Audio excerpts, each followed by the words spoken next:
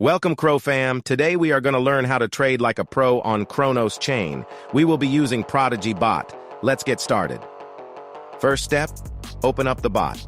If it's your first time, you are going to need to create a wallet.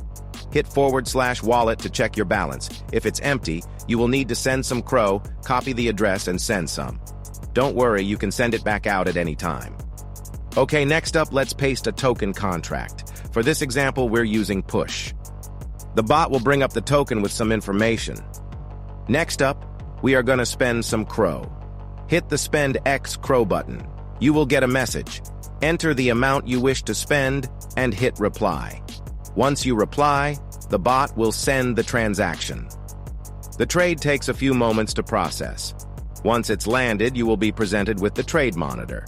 This shows you your entry price, current holdings, and current change in value from entry. From here, you can plan next steps. We will set up an auto sell, also known as a take profit or limit order. First, click high percent to set the target gain you want to achieve. 400% would be a 5x from current price. Next up, click amount percent. This is the percent of your holdings you will sell at target price. Finally, click the auto sell button to make the order live. A green tick will appear plus a message in the trade monitor.